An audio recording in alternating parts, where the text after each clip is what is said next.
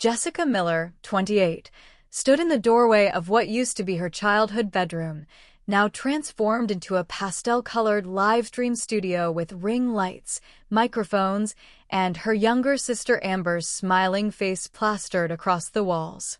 She had flown across the country to surprise her family for Christmas, only to discover she'd been erased from their home and their lives. The revelation that would follow would shatter not just her holiday plans, but everything she thought she knew about family loyalty. Hey everyone! Before I dive deeper into how my family betrayal story unfolded, I'd love to know where you're watching from today. Drop your location in the comments below, and don't forget to hit that like button and subscribe to my channel if you enjoy family drama stories with a twist of sweet revenge. Trust me, you'll want to stick around to see how I turned this devastating situation into the ultimate karma moment that changed my family dynamic forever. Growing up in suburban Boston, I had always felt the subtle imbalance in my parents' affection. My sister Amber, 3 years younger, seemed to effortlessly capture their attention and praise.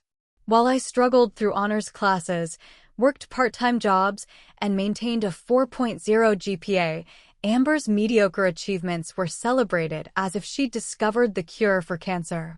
My mother, Diane, a high school English teacher, would display Amber's C+ essays on the refrigerator, while my scholarship acceptance letters were acknowledged with a mere nod and a distracted, "That's nice, dear." My father, Robert, an accountant with dreams of entrepreneurial grandeur, saw in Amber the charisma and social ease he had always lacked. When she started making TikTok videos at 16, he immediately upgraded our home internet, bought her professional lighting equipment, and even soundproofed her bedroom. Luxuries I never experienced despite my numerous requests for a better desk lamp for my late-night study sessions. Amber has that special quality, my mother would say whenever I expressed frustration. Some people just have a natural spark that draws others to them. The implied comparison hung in the air like a toxic cloud. I lacked that spark. I was the reliable one, the responsible one, but never the special one. I internalized these messages, believing that academic achievement and hard work were somehow less valuable than my sister's ability to charm strangers on the internet. Despite this, I persevered. I graduated at the top of my class, secured a prestigious scholarship to Northwestern University, and pursued a degree in computer science, a field where results mattered more than charisma. College became my salvation. Away from the shadow of Amber's specialness, I flourished. I made genuine friends who valued my analytical mind and dry humor. I joined a coding club where my skills earned me respect. For the first time, I felt seen for who I was rather than who I wasn't. After graduation, I landed a job at a tech startup in San Francisco. The distance, both geographical and emotional, from my family felt necessary for my personal growth. Our communication dwindled to obligatory holiday calls and occasional text messages. When Amber dropped out of community college to pursue content creation full-time, my parents didn't even call to tell me. I learned about it through an Instagram post where they proudly announced they were investing in Amber's future. I told myself I didn't care.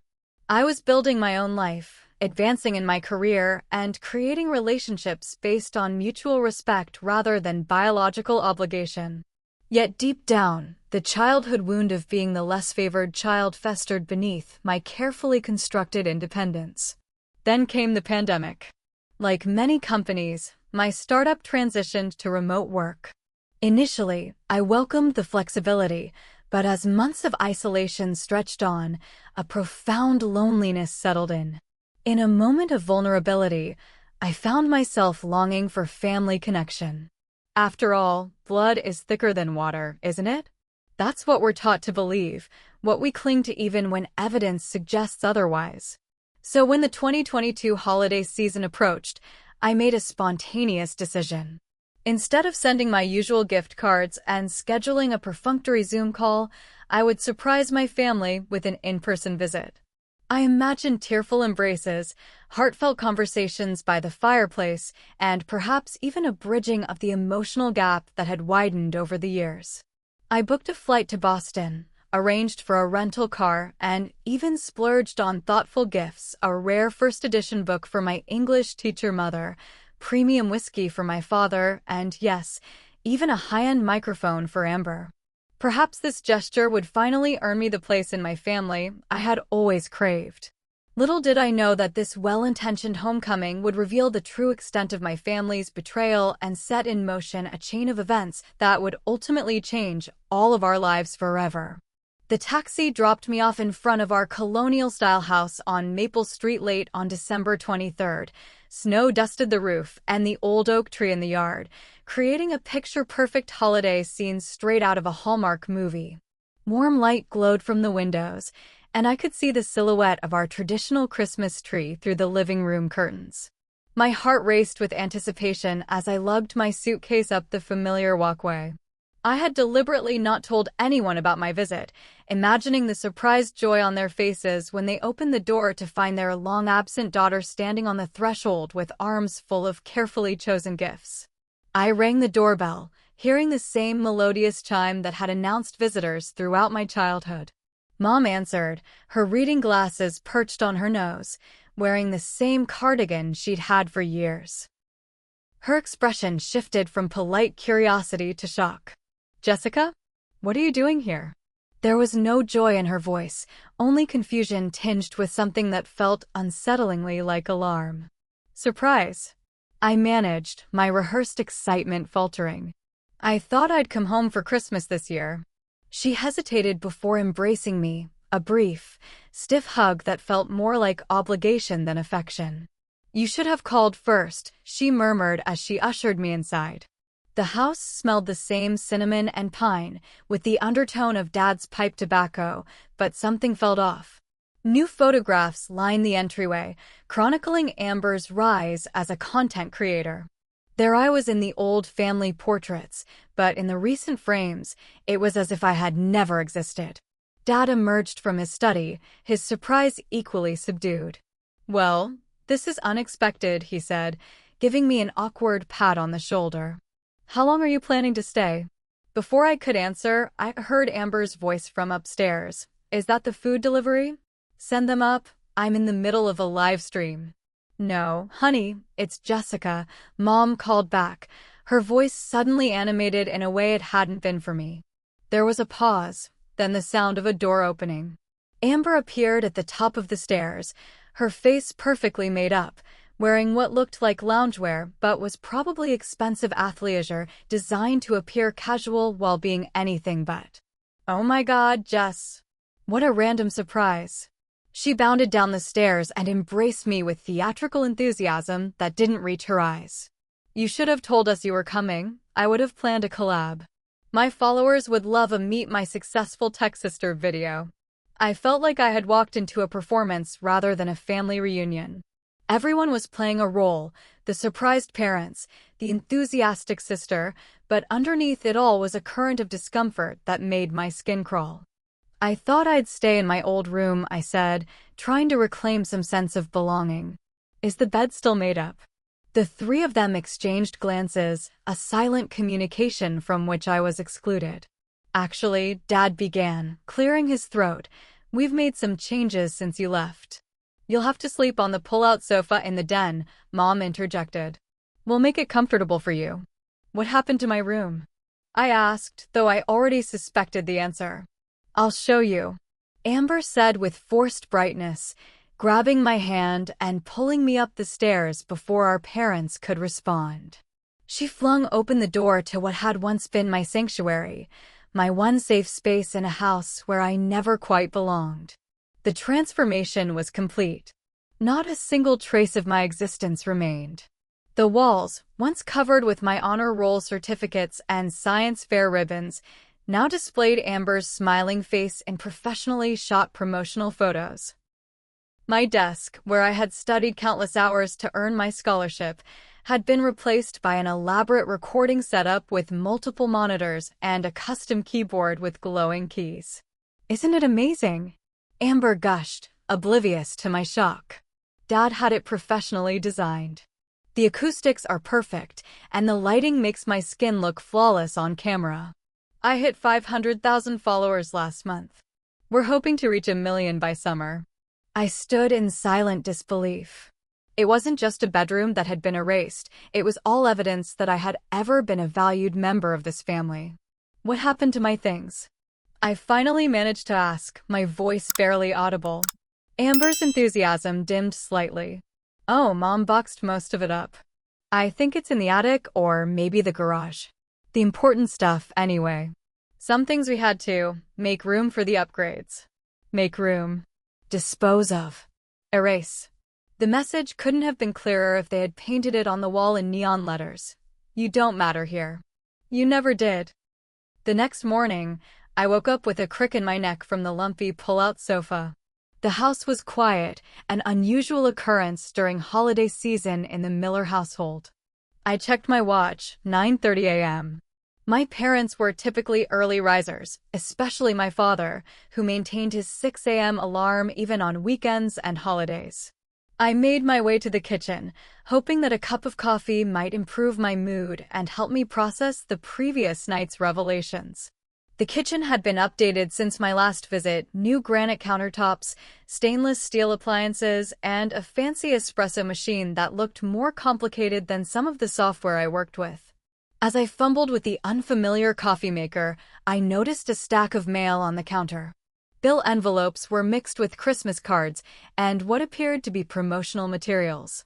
Something caught my eye, a bank statement addressed to my father from an account I didn't recognize. Under normal circumstances, I would never invade someone's privacy by looking at their financial information, but something about the previous night's cold welcome and complete erasure of my existence had awoken a long-dormant suspicion. I glanced toward the hallway, confirming I was alone, and slid the statement from its partially opened envelope. What I saw made my blood run cold. The account was nearly depleted, with a balance of just $3,245.17. But that wasn't what shocked me.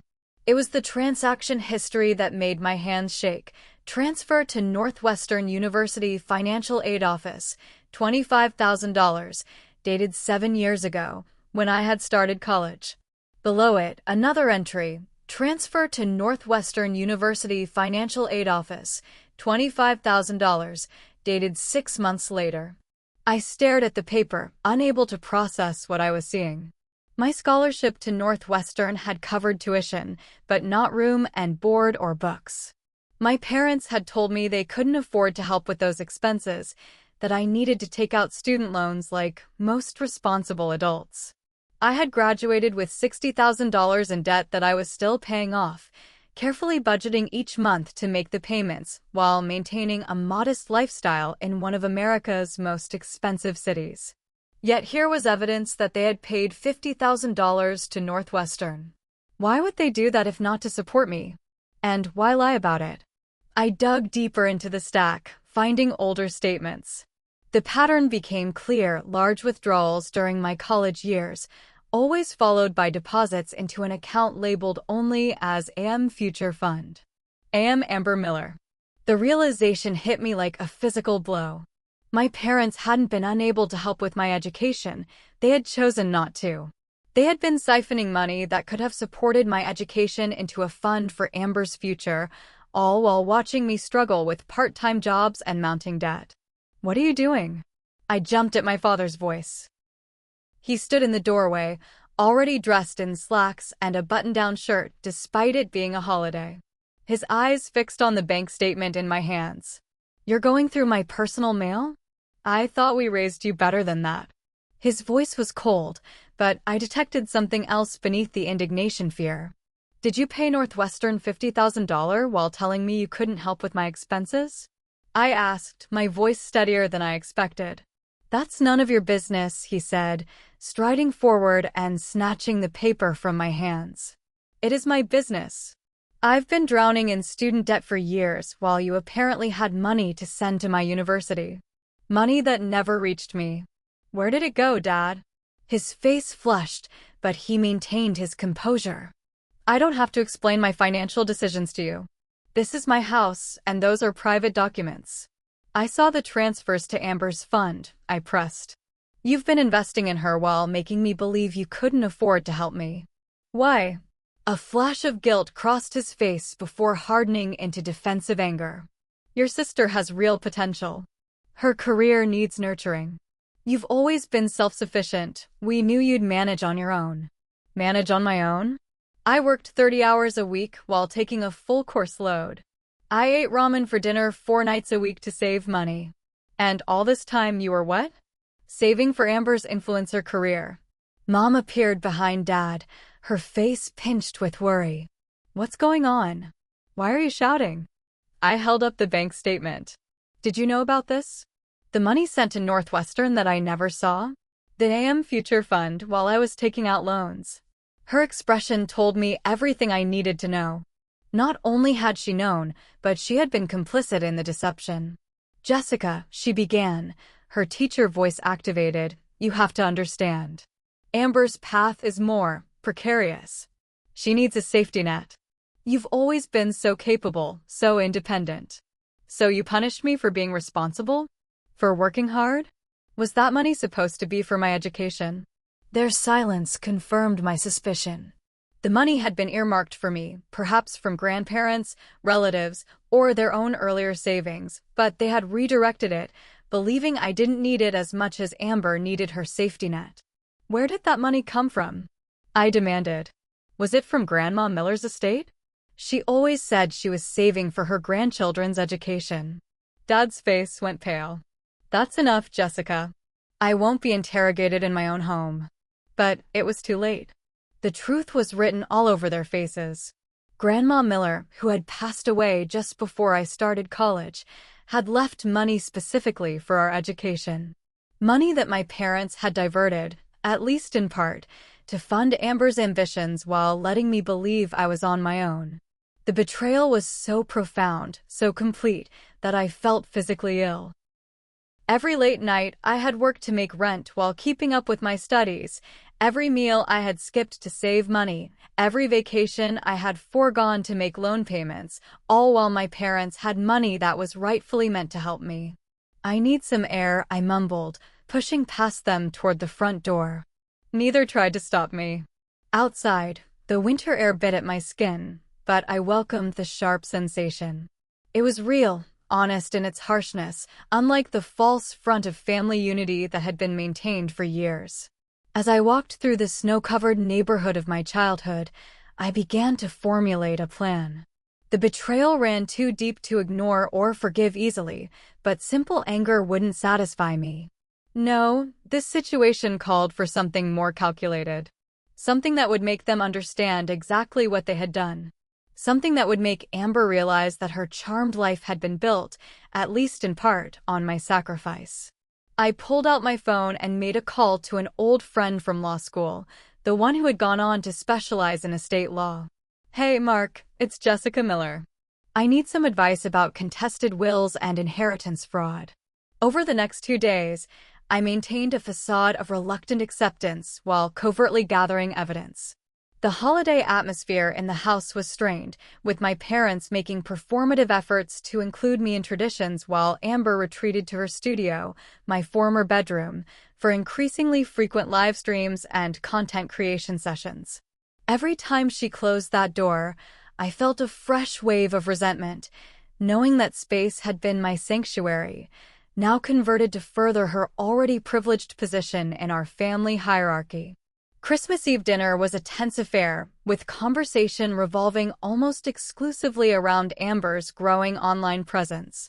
She's been approached by 3 different sponsors this month alone, Mom boasted, serving the same honey-glazed ham she made every year. One of them is that skincare brand all the celebrities use. That's great, I replied mechanically, pushing food around my plate. Very impressive. You could build an online presence too, Jessica, Dad suggested, as if this were helpful advice. Your knowledge of coding could attract an audience. Amber could give you some pointers on engagement strategy.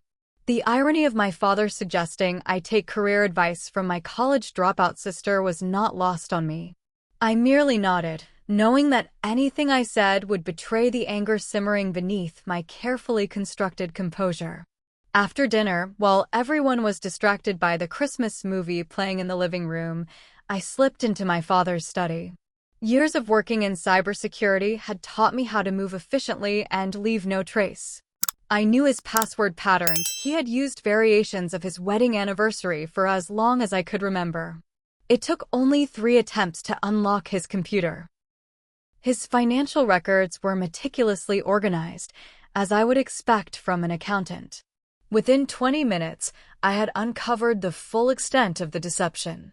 Not only had they diverted my grandmother's educational bequest, but they had also taken out a second mortgage on the house 3 years ago to fund Amber's career launch.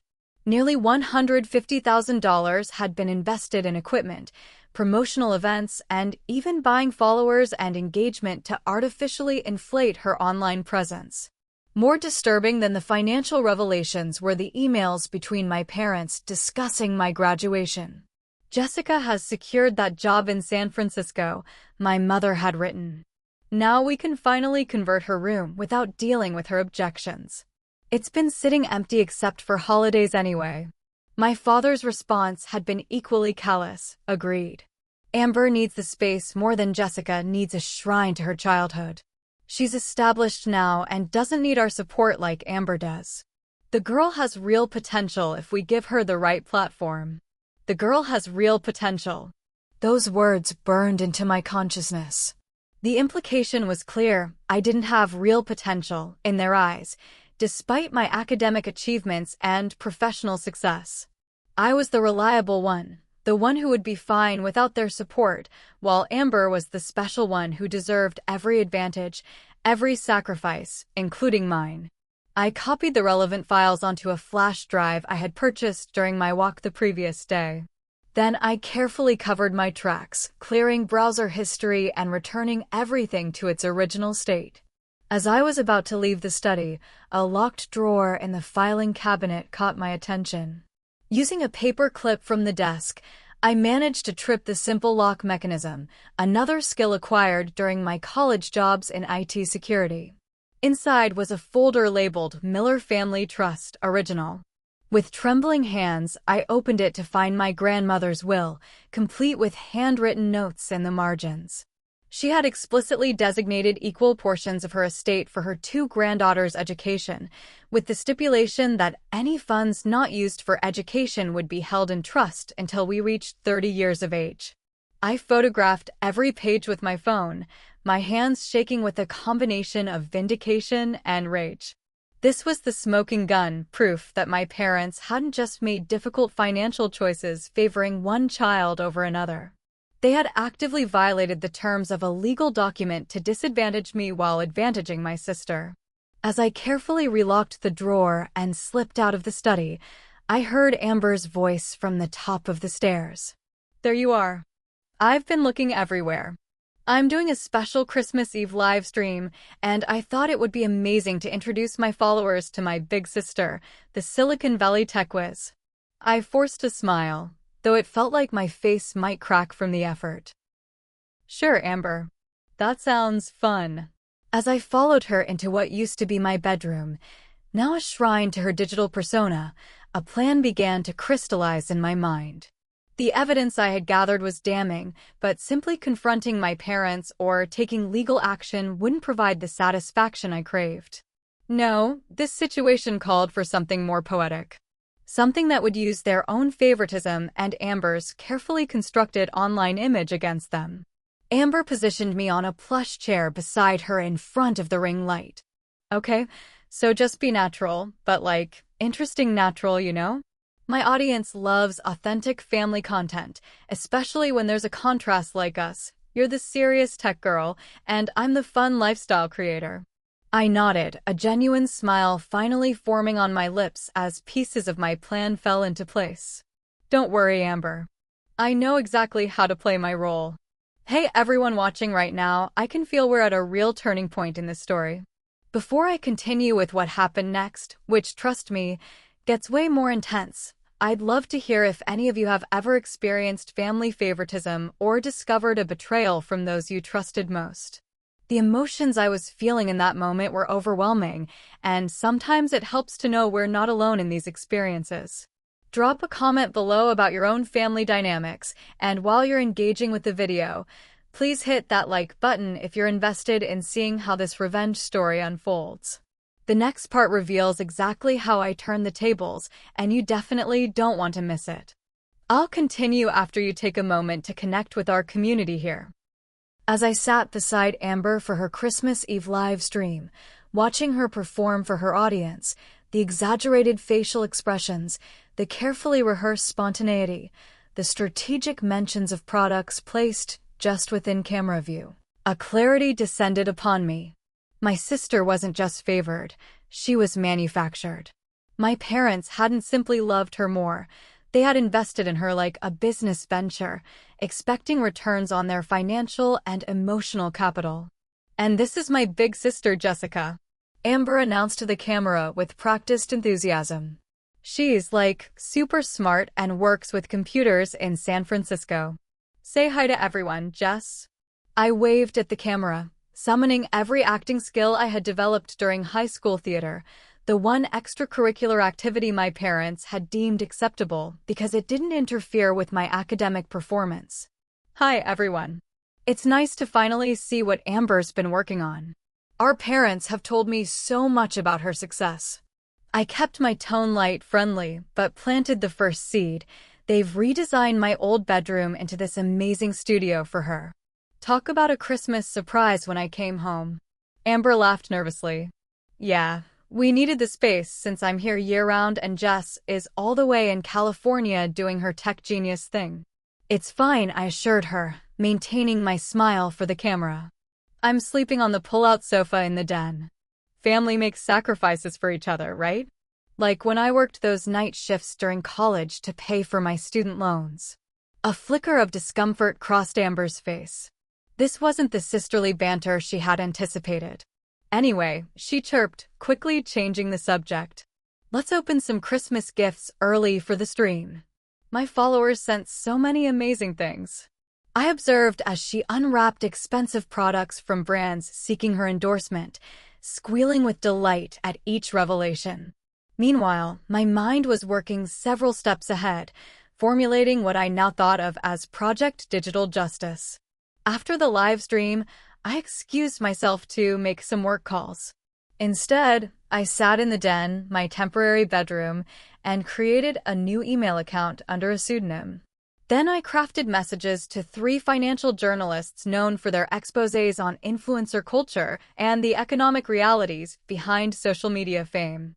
I didn't reveal everything I knew, just hinted at a story about family financial impropriety, inheritance manipulation, and the manufactured nature of a rising lifestyle influencer. Next, I researched Amber's top sponsors, identifying their corporate values and public commitment to authenticity and ethical business practices. I created a document detailing the discrepancies between these stated values and the reality of how Amber's online presence had been artificially inflated through purchased engagement, information I had discovered in my father's emails.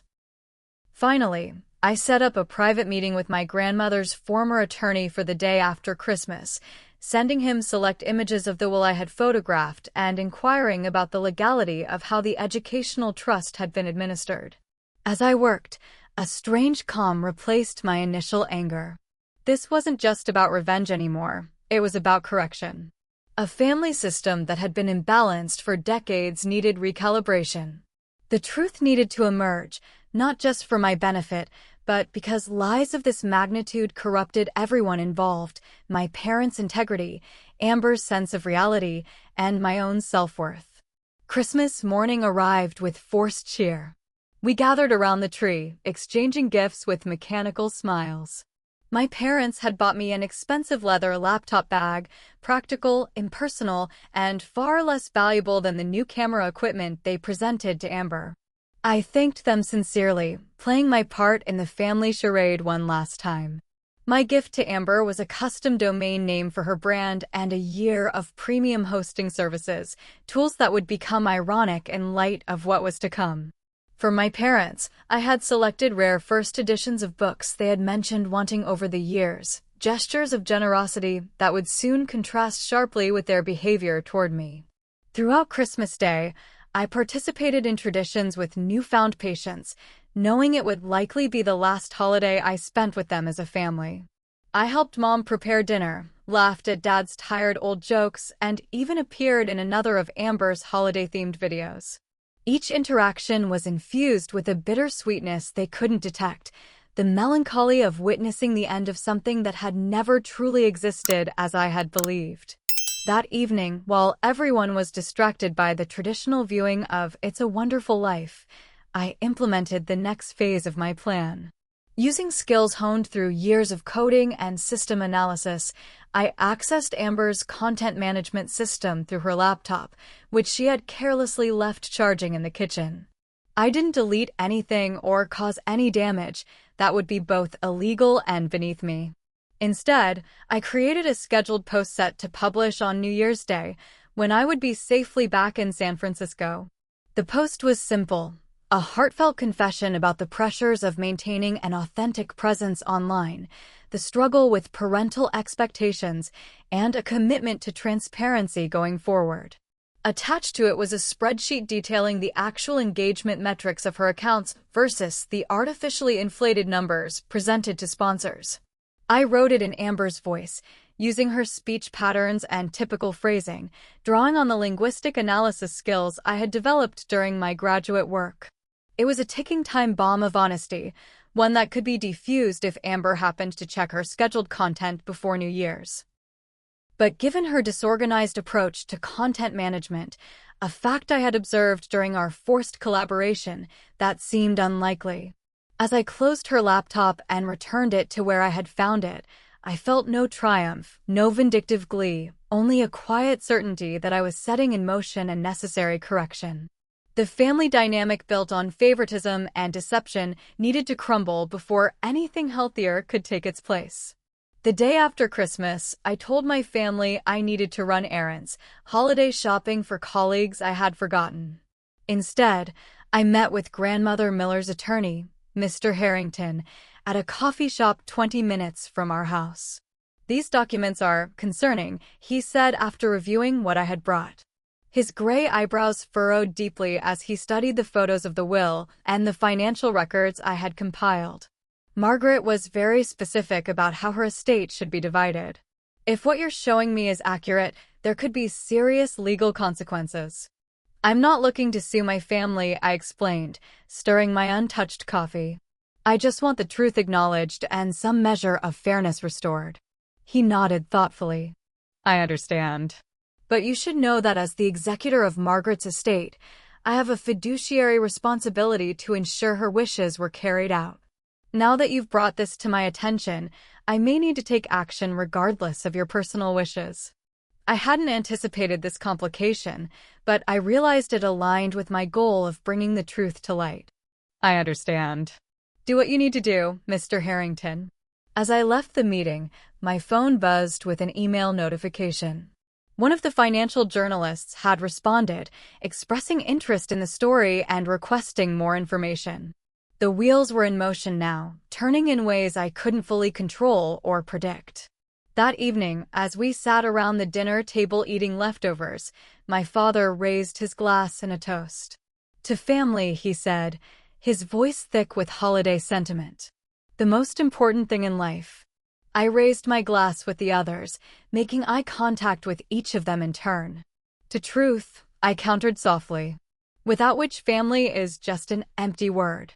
My mother's smile faltered, and Amber looked confused, but my father held my gaze, a flicker of unease passing across his features.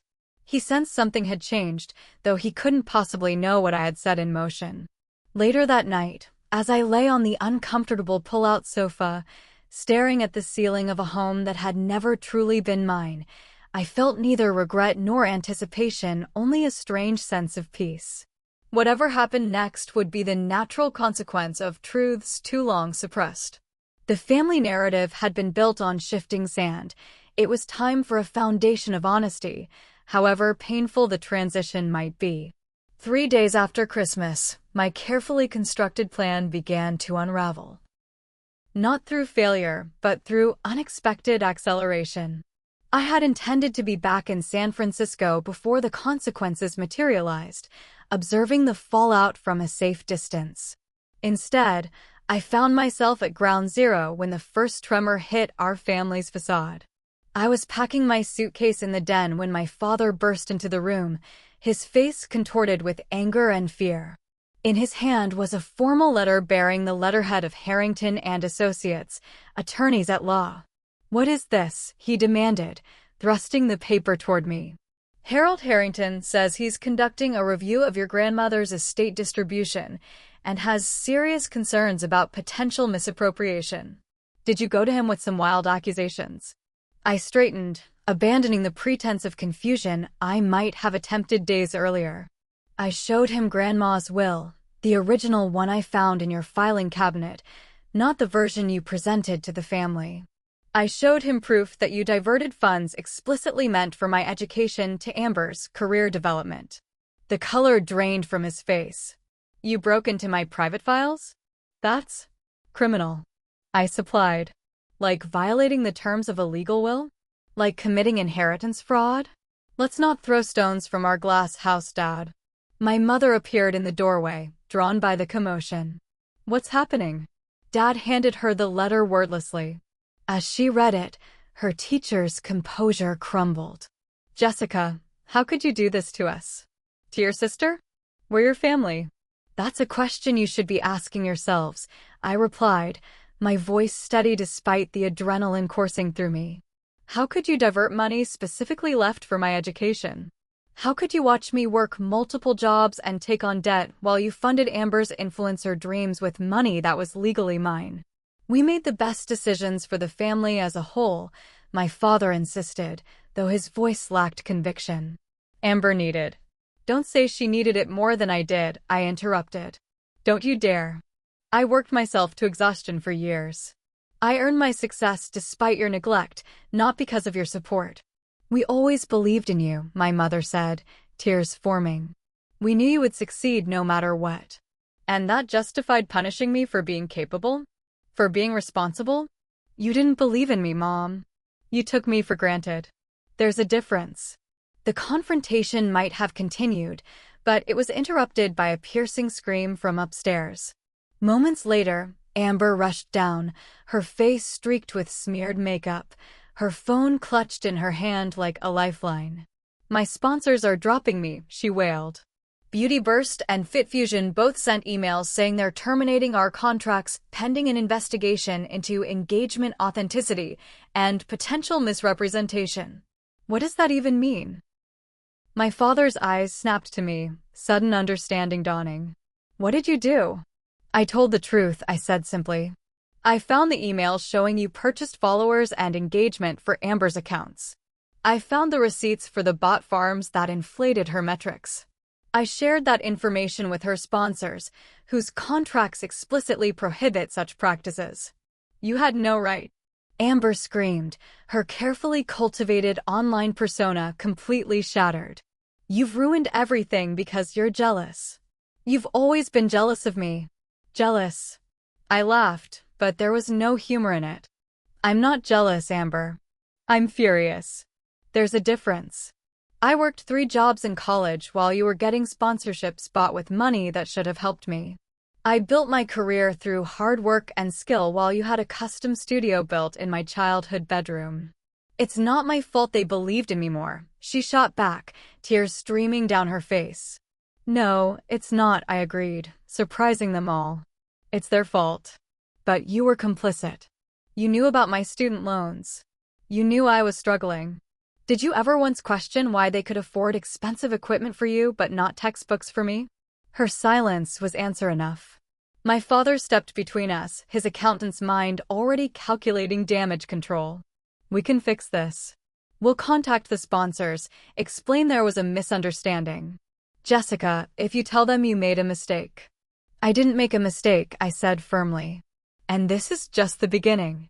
A financial journalist is working on a story about how the Miller family funded their younger daughter's influencer career by misappropriating inheritance meant for both children. It should be published next week. My mother sank onto the sofa, her face ashen. Why are you doing this? What do you want from us? It was the first honest question any of them had asked, and it deserved an honest answer. I want acknowledgement of what you did. I want restitution of the funds that were legally mine. And I want an apology, a real one, not a justification disguised as remorse. The room fell silent except for Amber's muffled sobs. My father's shoulders slumped as the weight of consequences finally settled on him. We thought we were investing in the future, he said quietly. Amber's career seemed like such a sure thing, while mine didn't. I finished for him.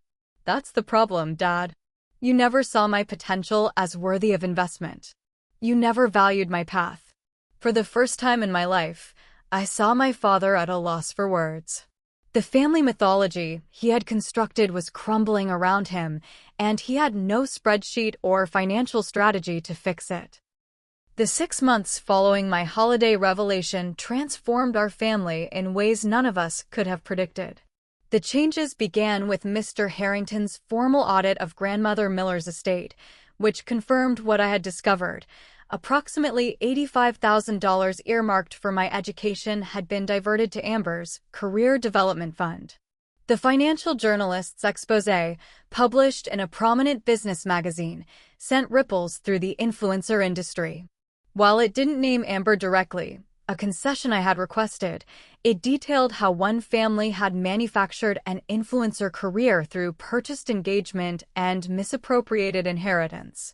Industry insiders easily connected the dots when Amber's previously booming online presence suddenly lost sponsorships and engagement. My parents initially responded with anger, then denial, and finally, faced with irrefutable evidence and legal pressure, acceptance. The turning point came when Dad's accounting firm launched an ethics investigation after the article mentioned an unnamed accountant who had mismanaged family funds. Faced with potential professional consequences, he finally understood the gravity of his actions. On a rainy weekend in March, my parents flew to San Francisco. We met at a neutral location, a quiet restaurant near my apartment. For the first time in my adult life, perhaps in my entire life, they truly saw me. Not as the self-sufficient daughter who didn't need their support, but as someone they had wronged deeply. We've sold some investments, my father said, sliding an envelope across the table. It's not the full amount yet, but it's a start. The rest will come as we liquidate other assets. I accepted the envelope, not for the money itself. My tech career provided financial stability they couldn't comprehend, but for what it represented, acknowledgement. We told ourselves a story, my mother said, her eyes meeting mine directly. That you were stronger, that you didn't need the same support. We convinced ourselves we were making rational decisions, but we were playing favorites. I'm so sorry, Jessica. Their apology wasn't perfect. Years of justification don't disappear in a single conversation. But it was genuine, a foundation upon which we could potentially build something new, not the idealized family of my childhood fantasies, but an honest relationship between adults who recognized past failures. Amber's journey proved more complex. Her carefully constructed online persona shattered under scrutiny, her metrics plummeting once the purchased engagement was removed. Several sponsors demanded repayment for campaigns based on fraudulent numbers. By April, she had moved out of our parents' house and taken a job at a local marketing firm, ironically, using the skills she had developed as an influencer for legitimate business purposes. Our relationship remained strained, but a text she sent in June suggested the possibility of healing. I never saw how much harder you had to work. I took it all for granted. I'm sorry.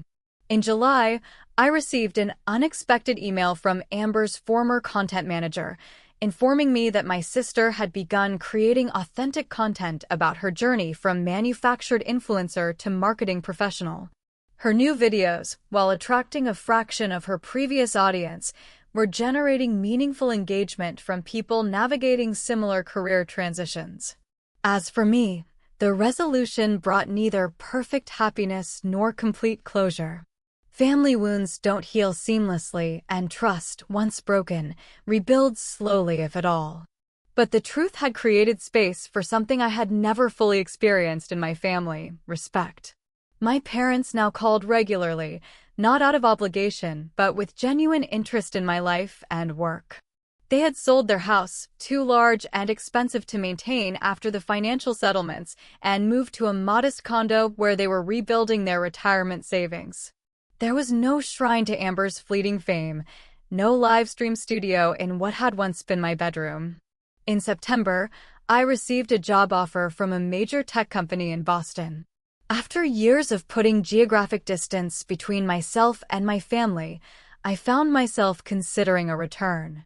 Not because I needed them or sought their approval, but because I was curious about the new relationship we might build as equals, with honesty as our foundation.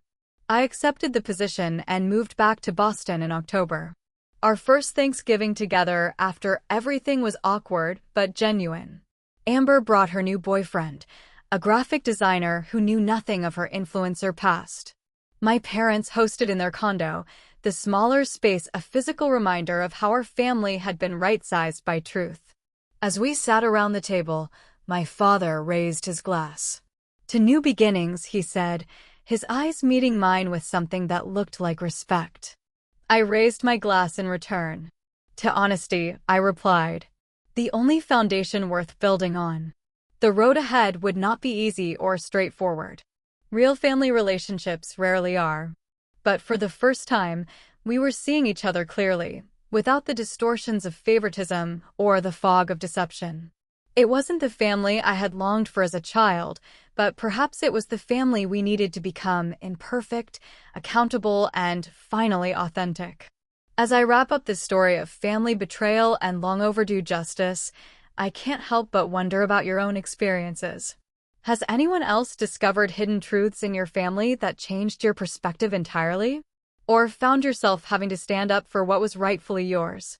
The journey from hurt to healing isn't easy, but sharing these stories helps us all feel less alone in our struggles. If this story resonated with you, please hit that like button and subscribe to my channel for more real-life stories of family dynamics and personal growth. Your comments mean the world to me. They remind me why sharing these difficult experiences matters. So drop a comment below about any family karma or justice moments you've witnessed, and share this video with someone who might need to hear that standing up for yourself is not just okay, sometimes it's necessary for everyone's growth. Thank you so much for staying with me through this entire story. Life lessons from family conflicts can be the hardest to learn, but often the most valuable. Until next time, remember that true family is built on respect and honesty, not just shared DNA.